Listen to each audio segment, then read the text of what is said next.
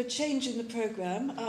The Right Honourable Greg Clark MP has very generously taken time out from the House of Commons to run over here at a time of considerable doubt in the House of Commons and in which he is needed. So would you like to...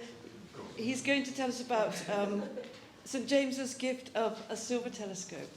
And he is the MP for Tunbridge Wells and chairman of the House of Commons Select Committee on Science and Technology, and the Prime Minister's trade envoy to Japan. I am indeed. Thank you very much indeed, Leslie. And I apologise for spoiling the order of this. I was going to say a few words at the end, but as Leslie said, there are events in the House of Commons taking place this evening, of which this is a very welcome distraction, and it's been fascinating to be enjoying this wonderful conference that's taking place. So I wear lots of hats. I'm the Prime Minister's trade envoy. I also chair the parliamentary group of friendship between Britain and Japan, and I chair the Science and Technology Select Committee. Given the level of erudition that has been on display today, I would certainly not be telling you about the history of the telescope. We've had enough of that already. But I just wanted to whiz forward a bit and to reflect on the robust good health of our scientific and technological relationship between our two countries today. I just came back last night from a wonderful 2 weeks in Japan, promoting that trading relationship, much of which was founded on the most advanced of technologies. And it is fantastic to put it into this context and to see all of these years ago how, at least in the token of a telescope, there was something of the future that was already envisaged there, as has been said already today. Gifts that were exchanged tended to be precious things of decorative and symbolic value. And I think the fact that King James chose to send what I had understood was to be a silver telescope, but now I know is silver-gilt telescope, was, I think, a wonderful emblem and striking that the first telescope had been invented in the Netherlands in 1608. And when John Saris set sail in 1611, it was the first to reach any country in Asia, and very shortly after its invention. And it's wonderful to reflect on what we might regard as the beginning of a scientific exchange that has been strong since. Since, as everyone here knows, since when our relationship on science and technology has only strengthened. We have complementary strengths as two of the world's science and technology superpowers, both with a strong reputation for innovation. And compared with, as the ambassador reflected on, our increasingly deep and close geopolitical relationship, our scientific collaboration makes us even more natural partners. The UK's International Technology Strategy, which was launched in March, underlined the importance, in particular, that we place on our partnership with Japan in embracing the technological opportunities that we face in the world. Last year, we announced the International Science Partnerships Fund in Tokyo to support the deepening links between UK scientists and innovators with their peers in like-minded countries, most notably Japan. And our joint UK-Japan research is acknowledged to be amongst the best in the world.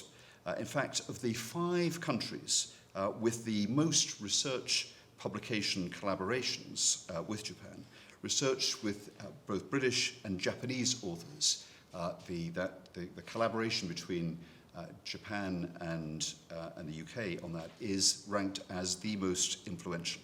The performance of our joint research ranks 4.5 times higher than the world average, and in certain fields such as medicine, the level of influence around the world of our joint research is 6.5 times the global average. And the depth of that scientific collaboration extends, of course, to industry, with Japanese companies such as Fujitsu, Sony and Toshiba having long-established partnerships here. When I was in Tokyo a couple of weeks ago, we had an instance of the dialogue between our Japanese and UK railway industries. I hope that I know that the flow technology goes both ways, but having spent some time on the Shinkansen in the last couple of weeks, I think we have perhaps rather more to learn in applications than the other way around. But we have some wonderful work that's being done here. And of course, not just in engineering and the physical aspects of technology, but increasingly in tech and in the financial services, in which there is a flourishing relationship. Toshiba opened very recently a new cutting-edge quantum technology centre in the Cambridge Science Park. My select committee has embarked on a new inquiry into commercialising quantum technologies, and we very much look forward to, I hope, visiting the centre in Cambridge to see the cutting edge of new developments there. But of course that reflects over 30 years of Toshiba's investment in R&D in the UK. In digital, we've launched the UK-Japan Digital Partnership, the first partnership of its kind. 14 areas of priority to deepen our collaboration, including in artificial intelligence, telecommunications, data innovation, regulatory cooperation, particular interest at the moment, and online safety, many of which have already been delivering tangible outcomes. And our company-to-company collaboration is also reflected at the highest levels of government. In May of this year, as many people were instrumental to the creation of, our two prime ministers signed the Hiroshima Accord, a new global strategic partnership that is cementing what is already a strong and ambitious science partnership. As part of it, we renewed our long-standing agreement to collaborate in science and technology with a particular focus on innovation and new technologies to drive economic growth. We launched a new industrial science, innovation and technology agreement, implementing an agreement between the new Department for Science, Innovation and Technology in the UK and with METI. And I was pleased to meet with METI officials and the Vice Minister a couple of weeks ago to cement that. Between our universities and great scientific and research institutions, we have a burgeoning relationship. In Osaka last week, I accompanied delegations from the University of Manchester and Manchester Metropolitan University, where very important research collaborations were signed, and they will lead to an exchange of researchers as well.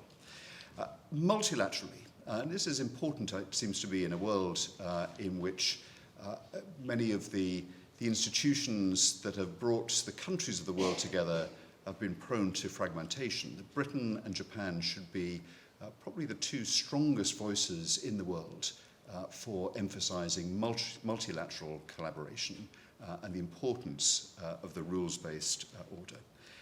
We saw reflected in Japan's brilliant leadership of the G7 this year, really important global and multilateral initiatives, such as the Hiroshima AI process, which has agreed for the first time a set of principles and a code of practice to govern the trustworthy development of AI around the world. And Japan, and including Japan's Prime Minister, played a very important role in the Global AI Safety Summit, which was convened in Bletchley Park just last month. All of this builds on a collaboration that goes back many years. I had the privilege of being part of the 10-year anniversary of a Japanese space company, Astroscale, that is very focused on the new frontier of space technology, which is clearing up the space debris that has already been accreted through the decades of satellite launch that we have here. And with JAXA and the UK Space Agency, we are jointly working to advance that very important new dimension of industry. And it seems to me that since the navigations that we are commemorating today and the astonishment that was evident at the time that we could find our way across the world to Japan, many of those same challenges are what we are working on when it comes to satellites. There's an important aspect of satellites which is looking at position, navigation and timing. That is one of the foremost areas of scientific and technological collaboration between our two countries. So 400 years on, some of the same challenges, albeit in space rather than on the high seas, are uniting our two countries. It's a great pleasure to have the opportunity, both in Parliament and with my role for the Prime Minister, to try to do what I can to foster and encourage that.